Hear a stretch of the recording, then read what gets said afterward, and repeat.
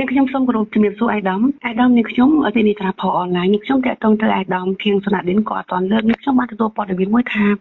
លោកលីសមេតត្រូវបានស្លាប់នៅក្នុងពន្ធនាគារតើព័ត៌មាននេះពិតទេចាអាយដាមបាទយើងកំពុងធ្វើកិច្ចការនេះជាមួយខាងនគរបាលកសោវិច័យក៏ដូចជាគ្រូពេទ្យកសោវិច័យពី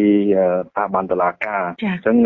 កិច្ចការនេះយើងអត់ទាន់បានបញ្ចប់នៅឡើយទេគ្រាន់តែយើងកំពុងតែធ្វើកសោវិច័យដើម្បីរកមូលហេតុនៃការស្លាប់របស់គាត់ឲ្យបានច្បាស់លាស់សិនណាគាត់ស្លាប់នៅពន្ធនាគារមួយណាដែរចានៅព្រៃសរឬមួយក៏នៅខេត្តកណ្ដាលចានៅមណ្ឌលអប់រំកែប្រែទី1នៅព្រៃសរចាមុនពេលគាត់ស្លាប់នោះគាត់មានសញ្ញាជំងឺអ្វីទេចាអាយដាមគាត់មានសញ្ញាជំងឺអ្វីបានជាគាត់ស្លាប់ចាអាយដាមអាចមានព័ត៌មាននេះទេចាអាយដាមទៅគាត់លើសឈាមហើយជាតិស្ករខ្ពស់គាត់មាន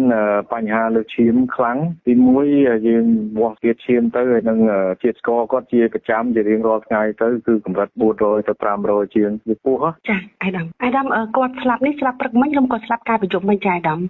ព្រឹកមិញបាទអូនពីសារព័ត៌មានណាមកនេះខ្ញុំឈ្មោះអេងស្រីទៀងពីនៃការផលអនឡាញវាធ្លាប់សុំពីអាយដាមកន្លងមកចាអាយដាមអេងស្រីទៀងចាអាយដាមចាបាទគ្រប់បងប្អូនអាយដាមនេះខ្ញុំសូមជម្រាបលាចាអាយដាមអរគុណណាស់